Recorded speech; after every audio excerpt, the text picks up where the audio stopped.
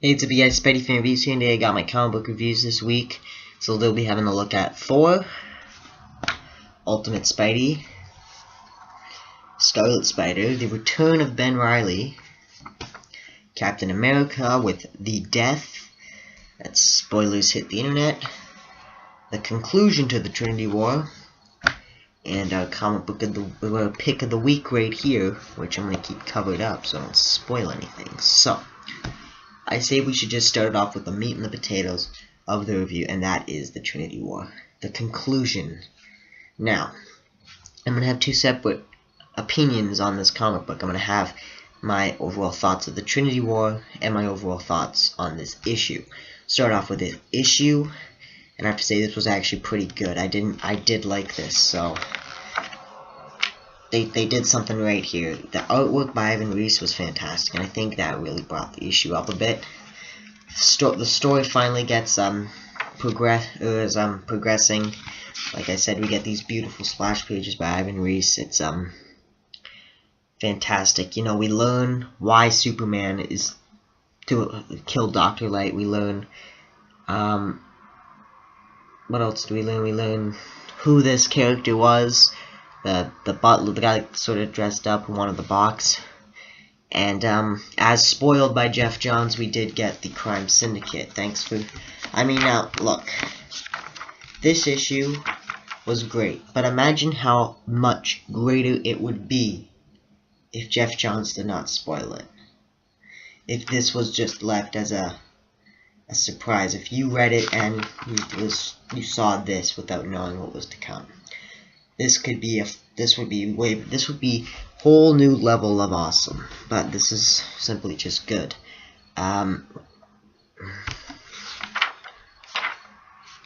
So that happens. Now, the reason why this issue was so great is we finally get to see some war, some actual battling.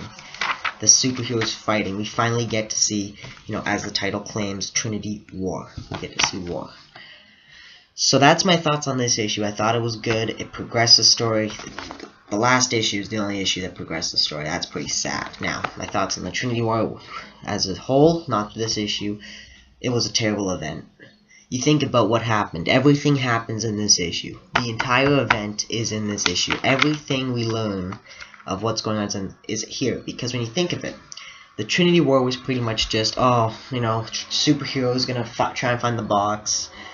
And why did Superman kill Dr. Light and blah blah blah. That's what it was, a bunch of superheroes just running around not knowing what they're doing. But everything gets progressed in the last issue. That is the problem. I mean, you have all this nothing. Those issues are nothing. Nothing happens. There's no point in reading them. All of that happens in those issues. I'm sorry, nothing happens in those issues, but everything just happens in the last. And I think that's why this issue succeeded, because stuff actually happens. The reason why those issues failed is because nothing happened. Now, hopefully, with the Trinity War sucking, but the last issue being good, they can pick themselves up and create an awesome event with the Forever Evil. Hopefully, this is where they can find their stride, because although Marvel's been hitting it out of the park with every issue, and DC has again struck out, they got a base hit here. I'll give them that. They got a base hit here. They did pretty good with the last issue, Trinity War. Now, Trinity War was crap, but the last issue was good. So we got one good issue from it. But it is sad that the story progresses in the last issue. I mean, we had 5 issues wasted. So my rating for the Trinity War final part, which was Justice League 23, I give it a 4. I give it a 4. I think I'm being pretty fair with that. So, put that one aside. I want to really quickly go by Captain America, because there was a death that I know, you know, it hit the internet a while ago. And, you know, the spoilers were all on the internet. Finally, the story arc is over. I mean, it's not that it was bad or anything. Rick Remender did a pretty good job. It was decent. It's just that the fact that it was 10 issues is a little long, and it feels a little, you know, I'm sort of exhausted of seeing the same thing every single issue to America. Now, we finally get to see something different with Captain America in the Marvel now, which I'm excited for. But I don't know. Although I thought this was good. I mean, I'm talking about the overall story arc, by the way. The story arc was good. I just didn't think it really did it for me. I thought it was just, it was alright. But this comic book was pretty good. We finally get to see, or not finally, we got to see a good little battle on Dimension Z. And for those of you who are wondering, it's Sharon Carter that dies, and they give her a good heroic death.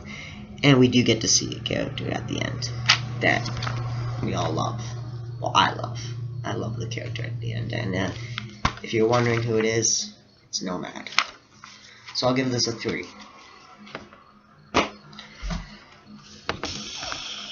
Okay, so I've been praising, well, not really praising. I haven't reviewed a bad comic book yet today, so let's talk about this piece of shit.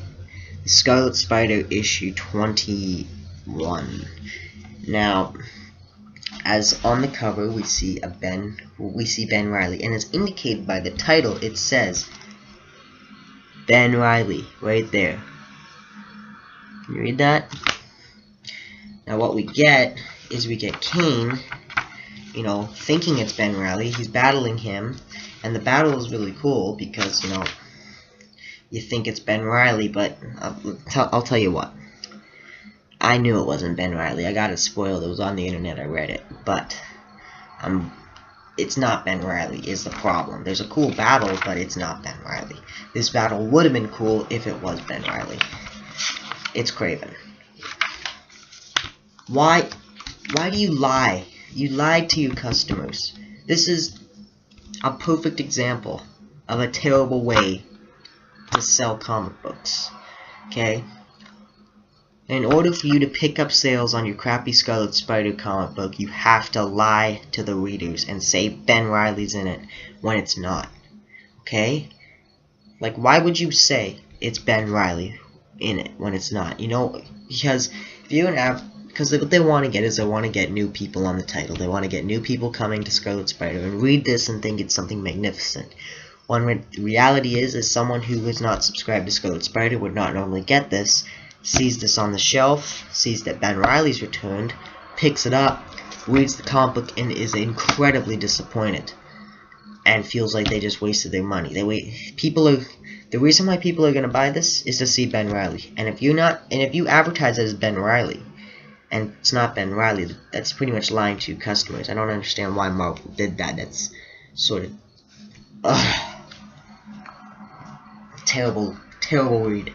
Terrible. I'd give this a 1.5 out of 5. The art and cover was cool. That is it.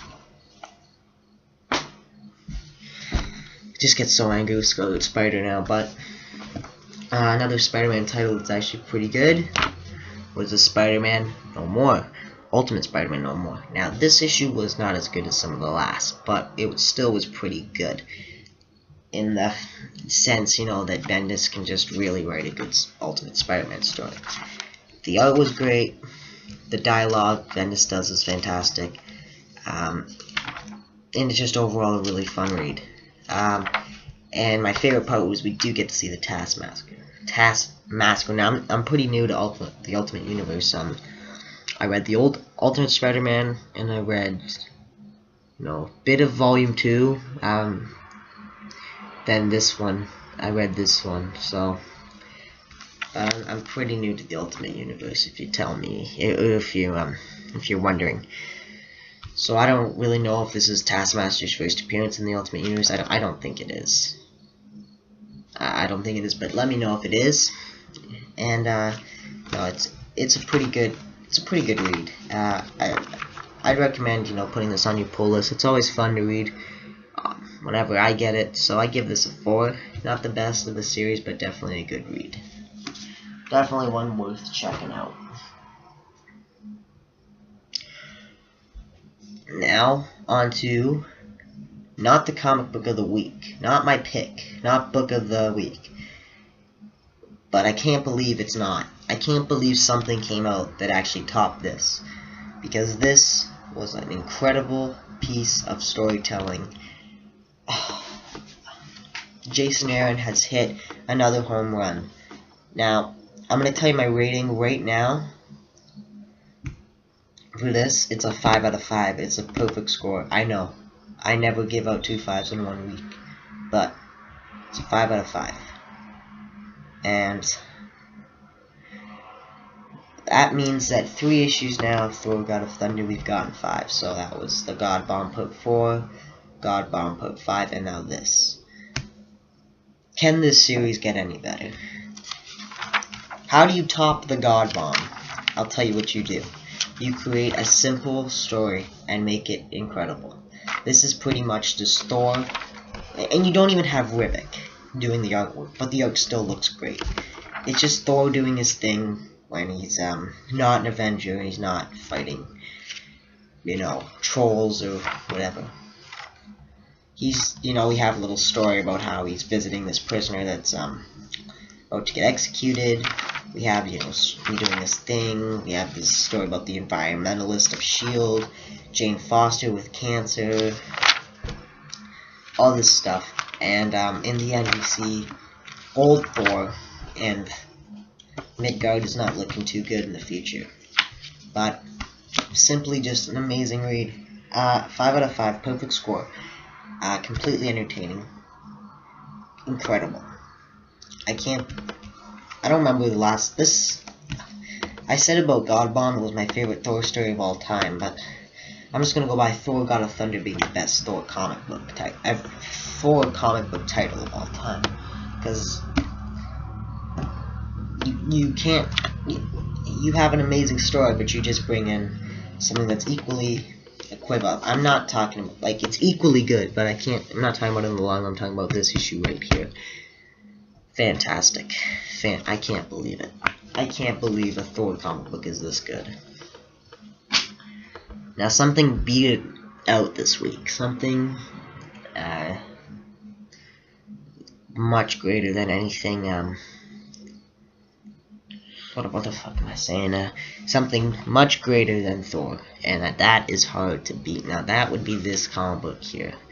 Now, you're probably wondering which comic company it's from. Is it a Marvel comic or is it a DC comic? Well, I got shocking news for you people. It is a Marvel comic. I tricked you. It's Infinity New Avengers number 9. This is the most epic thing I've read in the whole year. This is seriously a contender for comic book of the year. I'm not even gonna joke with you. This is a contender for comic book of the year. This may beat out the Death of the Family comic books. It may. It may. I'm not saying it will, I'm just saying it may. So, what is this issue about? Well, Thanos wants the last Infinity Gem. So, he sends all of his generals and his armies to Earth. Now, the opening scene with the battle is actually pretty cool, because I thought that the Baxter building having these big missiles it's pretty badass. So, we see that. They invade Wakanda. There's some fighting going on. It's epic. You know, they find Namor with his whole Atlantis destroyed that Black Panther's rained attack on.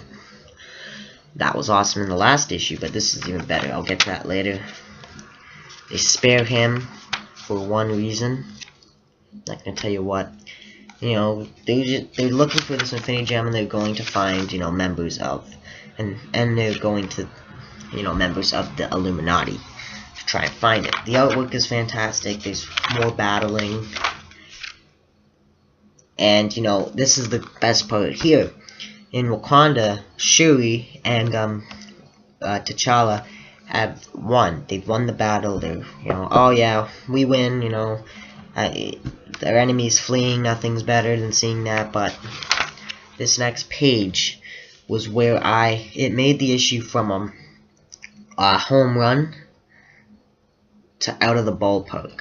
This has made this issue incredible. This issue, like just this alone, I would have already given this a 5 out of 5, just like these pages here. But this made it so much better, and this is the part where it turns to becoming one of the best comic books I read all year. Namor rats Black Panther out. He lets them know where the gem is, and it's in Wakanda, and all of Thanos' armies will be going there. Incredible. Absolutely incredible. You already know my rating. It's a 5 out of 5. So I hope you guys enjoyed. I'll see you next time.